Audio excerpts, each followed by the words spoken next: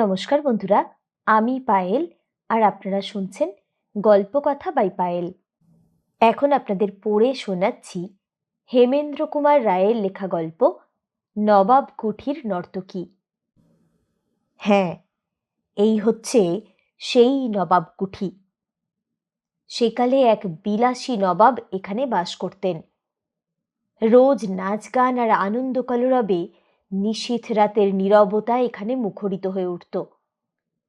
শোনা যায় নবাবের এক নর্তকী ছিল। তার নাচের খ্যাতি ফিরত লোকের মুখে মুখে। তারপর হঠাৎ একদিন, কি কারণ জানি না, নবাব ক্রুদ্ধ হয়ে নর্তকীকে নিজের হাতে কেটে কুচি কুচি করে ফেলেন। আর সেই দিন রাত্রেই নাকি নবাবও গুপ্ত ঘাতকের হাতে প্রাণ দেন। তারপর থেকে এখানে আর কেউ বাস করে না। নবাবের বংশধরেরা আজও আছেন, কিন্তু তারা এই প্রাসাদকে অভিশপ্ত বলে মনে করেন। তাই এই প্রাসাদের ওপরে আজ পাহারা দেয় কেবল নিবিড় অরণ্য। এর ছাদে বসে করুণ স্বরে কাঁদে ঘুঘুর দল। এর ঘরে এসে বাসা বাঁধে বাদুড় আর প্যাঁচারা। এমনকি খুঁজে দেখলে এখানে দু চারটে শেয়াল বা নেকড়ে বাঘের সন্ধানও মিলতে পারে। আমি আর বসন্ত পুজোর ছুটিতে নলিনদের দেশে বেড়াতে এসেছি। তারপর তাকে নিয়ে বেরিয়েছি পাখি শিকার করতে। তারপর গভীর জঙ্গলে ঢুকে পথ হারিয়ে ফেলি।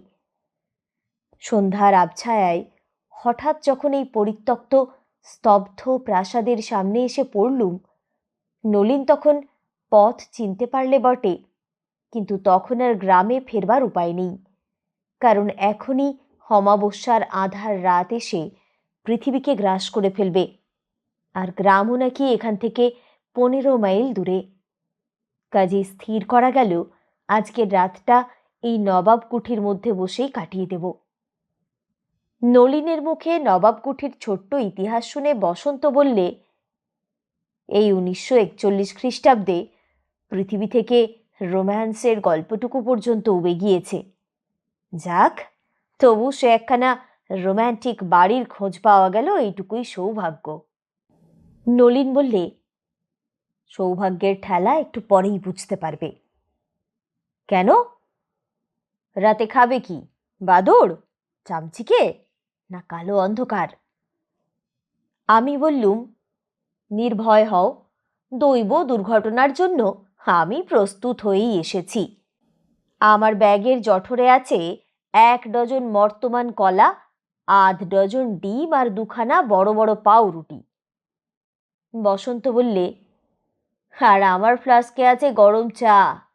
ব্যাস, আজ আর কিছু না থাকলেও চলবে। কর্মভোগের পর রাজভোগ, মন্দ কি?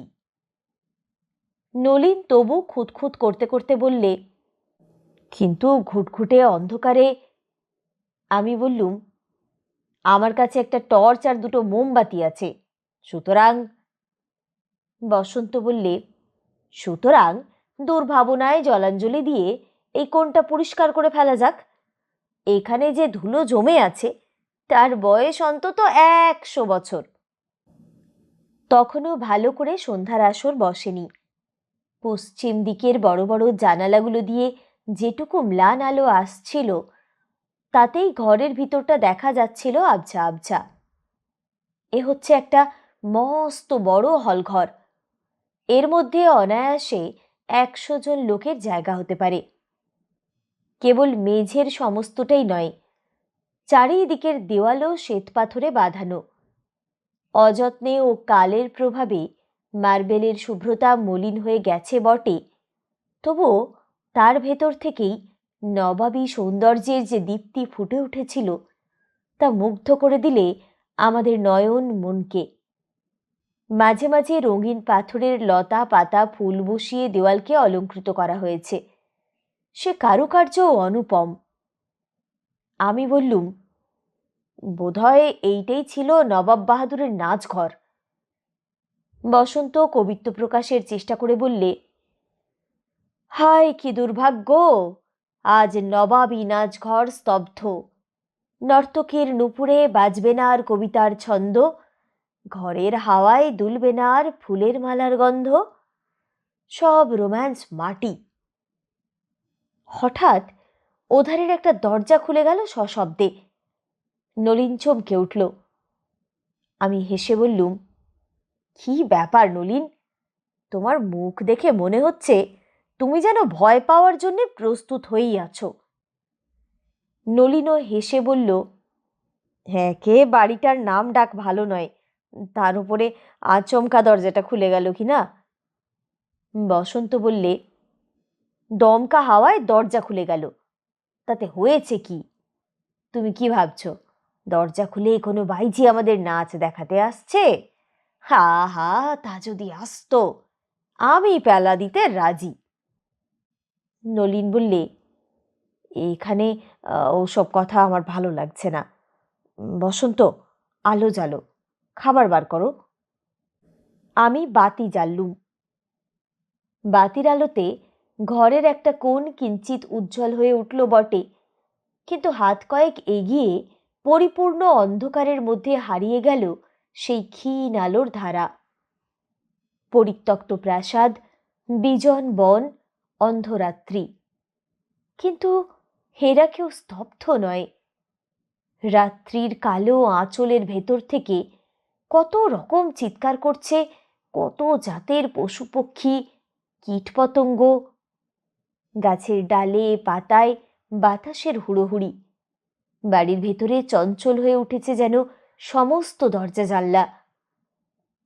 একখানা এনামেলের ডিশের ওপরে ডিমগুলো রেখে আমি পাউরুটি কাটতে লাগলুম। নলিন কলার খোসা ছাড়াতে বসল। বসন্ত ফ্লাস্ক থেকে চা ঢালতে উদ্যত হলো। আমি বললুম, চা পরে ঢেলো, আগে ডিমগুলোর খোলা ছাড়িয়ে নাও। বসন্ত কাছে এসে বলল, কোথায় ডিম? ওই ডিশে। ডিশে ঘোড়ার ডিম আছে। বলেই সে খালি ডিশখানা আমার দিকে ঠেলে দিলে। আমি বললুম, চালাকি হচ্ছে, আমি এই মাত্র 6টা ডিম ডিশে নিজের হাতে রেখেছি। তোমার দিব্যি সুরেন, ডিশে আমি একটাও ডিম দেখিনি। ডিমগুলো কি আমি ভুলে মাটিতে রেখেছি আর সেগুলো গড়িয়ে দূরে চলে গেছে? দুটো বাতি জেলে এবং টর্চের আলো নিয়ে তিনজনে মিলে ঘরের চারিদিক খুঁজতে লাগলুম, কিন্তু একটা ডিমও আবিষ্কার করতে পারলুম না। মাথা চুলকোতে চুলকোতে বললুম, তবে কি কোনো জন্তু টন্তু আমাদের অজান্তে এসে ডিমগুলো নিয়ে পালিয়ে গেছে? বসন্ত বললে, অসম্ভব। তবে সেইটাই হচ্ছে প্রশ্ন। এ বাড়িতে আমরা ছাড়া নিশ্চয়ই আরো কোনো মানুষ আছে। হতভাগা চোরকে এখনই আমি খুঁজে বার করব। আচম্বিতে আমিও অনুভব করলাম ঘরের ভেতরে আমরা ছাড়া যেন বাইরের কোনো লোক এসে হাজির হয়েছে।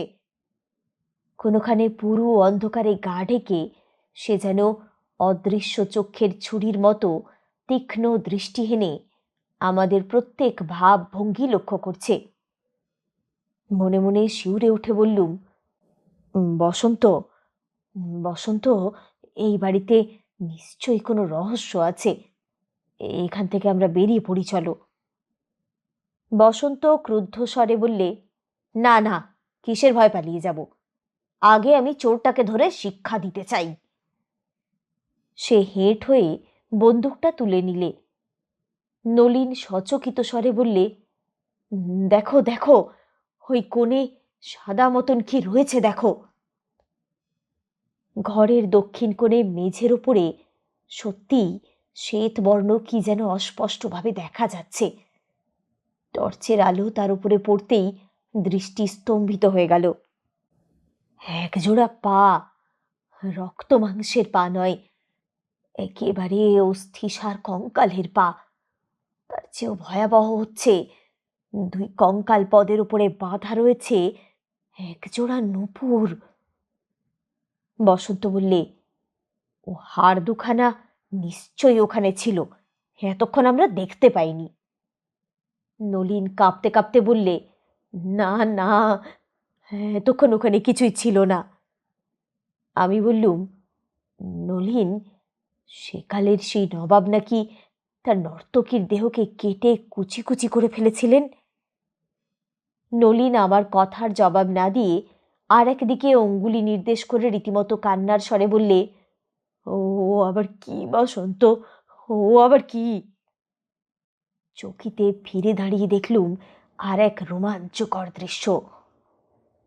এতক্ষণ আমরা ঘরের যেখানে বসেছিলুম ঠিক সেইখানেই পাথরের দেওয়ালের উপর জ্বলজ্বল করে জ্বলছে দুটো আশ্চর্য চোখ। চোখ দুটো গড়া যেন লাল টকটকে পদ্মরাগ মণি দিয়ে, এবং তাদের ভেতর থেকে ঠিকরে ঠিকরে পড়ছে যেন মৃত্যু ভীষণ দুর্দান্ত ক্ষুধা। বিনা বাক্য ব্যয়ে বসন্ত বন্দুক তুলে চোখ দুটোকে লক্ষ্য করে ঘোড়া টিপে দিলে। বন্দুকের বিষম গর্জনে ঘর যেন ফেটে গেল, কিন্তু সেই বীভৎস রক্তাক্ত চোখ দুটো জ্বলতে লাগলো ঠিক তেমনি জ্বলজ্বল করেই। ওদিকে বন্দুকের ধ্বনি প্রতিধ্বনি ভালো করে মিলিয়ে যেতে না যেতেই ঘরের মধ্যে আর একটা অদ্ভুত শব্দ জেগে উঠে আমাদের সর্বশরীর আচ্ছন্ন করে দিলে। ঠক ঠক ঠক ঠক, ঝুনঝুন ঝুমঝুম, ঠক ঠক ঠক ঠক, ঝুনঝুন ঝুমঝুম। ঠিক যেন দুখানা নূপুর পরা হাড়ের পা মেতে উঠেছে নাচের আনন্দে। পর মুহূর্তেই বিকট এক আর্তনাদ করে নলিন ছুটল বাইরের দরজার দিকে। ঝুনঝুন ঝুনঝুন, ঠক ঠক ঠক ঠক। বেশ বুঝতে পারলুম নূপুর পরা হাড়ের পা এগিয়ে আসছে আমাদের দিকেই। পিছন ফিরে দেখতে ভরসা হলো না। এতক্ষণে হয়তো সেখানে আবির্ভূত হয়েছে কোনো ভয়াবহ কঙ্কাল মূর্তি। বসন্ত চিৎকার করে বললে, কাপুরুষ, কিসের ভয়ে ও পালালো? এসব হচ্ছে হ্যালুসিনেশন, মিথ্যে, মরীচিকা।